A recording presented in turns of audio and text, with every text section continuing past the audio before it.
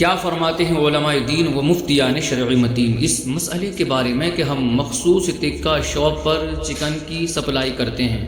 ہمیں اپنے طریقہ کار پر شرعی رہنمائی درکار ہے۔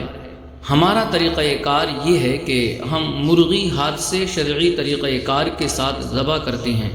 مرغی کی جان نکل جانے کے بعد اسے گرم پانی میں ڈالتے ہیں، چند لمحوں کے بعد نکال کر ایک مشین کے ذریعے اس کے جسم سے تمام پر اور بال صاف کر دیتے ہیں، پھر اس کے اندر کی آلائش نکال کر پریشر کے ساتھ بہتے ہوئے پانی سے دھوتے ہیں اور اس کے 4 پیس کر دیتے ہیں۔ تو سوال نمبر 1 یہ ہے کہ ذبح کرنے کے بعد مرغی کو گرم پانی میں ڈالنا جائز ہے یا نہیں؟ یعنی مرغی کو گرم پانی میں اس مقصد کے لیے ڈالا جاتا ہے تاکہ اس کے بال اور پر نرم پڑ جائیں اور انہیں اتارنا آسان ہو جائے۔ اس کے بعد بغیر انہیں اتارنا بہت دشوار ہے اور انہیں گرم پانی میں چند لمحوں کے لیے رکھا جاتا ہے، جس کی وجہ سے پانی گوشت تک نہیں پہنچتا، کیونکہ گرم پانی کا گوشت تک پہنچنا خود ہمارے لیے نقصان دہ ہے کہ گوشت کے جس حصے تک گرم پانی پہنچے گا، گرم پانی اس حصے کو پکا دے گا اور گوشت کی رنگت و کلر تبدیل کر دے گا۔ سوال نمبر 2 مرغی کی کھال کھانا جائز ہے یا نہیں؟ مرغی کے پر اتارنے کا مقصد یہی ہوتا ہے کہ اس کی کھال باقی رہے، کہ تکہ میں اس کی کھال ذائقہ دار اور لذیذ ہوتی ہے۔ شرعی رہنمائی فرما دیجیے۔ بسم اللہ الرحمن الرحیم۔ الجواب بعون الملک الوہاب، اللہم ہدایت الحق والصواب۔ آپ کے پہلے سوال سے یہ ظاہر ہوتا ہے کہ ذبح شدہ مرغی کو گرم پانی میں ڈالنے سے مقصود اسے ابالنا نہیں، بلکہ اس کی ظاہری جلد کو حرارت پہنچا کر اس کے بالوں پر کی جڑوں کو نرم اور ڈھیلا کرنا ہے تاکہ انہیں اتارنے میں آسانی رہے۔ اتنے میں حرج نہیں، اس کے لیے نیم گرم پانی کافی ہے۔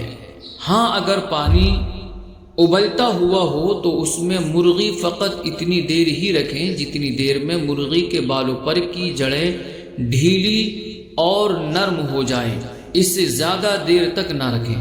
پھر بالوں پر اتارنے اور آلائش نکالنے کے بعد 3 بار دھو کر اس گوشت کو کام میں لایا جا سکتا ہے کہ یہ پاک و حلال ہے۔ اور 3 بار دھونے کا حکم اس وجہ سے ہے کہ مرغی کو جب پانی میں ڈالا جاتا ہے تو اس کی گردن پر لگا دم مسفوح یعنی بہتا ہوا خون پانی کو ناپاک کر دیتا ہے، یوں ہی وہ پانی مرغی کے اندر جا کر اس کے اندر کی نجاست یعنی بیٹ وغیرہ سے مختلط ہو کر یعنی مل کر خود بھی ناپاک ہو جاتا ہے اور گوشت کی ظاہری سطح کو بھی ناپاک کر دیتا ہے۔ اور یہ بھی کہ پاک کرنے کے لیے 3 بار دھونا ہی ضروری نہیں، بلکہ اس پر کثیر پانی بہانے یوں ہی پاک پانی جاری کرنے سے جب طہارت کا ظن غالب ہو جائے تو بھی مرغی پاک ہو جائے گی۔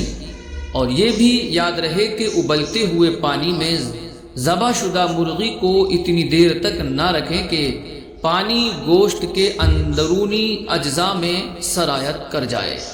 اگر اتنی دیر تک رکھا تو نجس پانی کے گوشت میں سرایت کر جانے کی وجہ سے گوشت ناپاک ہو جائے گا اور کسی بھی صورت میں یہ پاک اور اس کا کھانا جائز نہیں ہو سکے گا۔ اور یہ بھی کہ دشواری سے بچنے کے لیے آسان طریقہ یہ ہے کہ ذبح کے بعد مرغی کی گردن پر سے خون کو دھو لیا جائے اور پیٹ چاک کر کے اس کے اندر کی آلائش نکال لی جائے، پھر اسے گرم پانی میں ڈالیں تاکہ بعد میں اسے پاک کرنے کے لیے دھونا نہ پڑے۔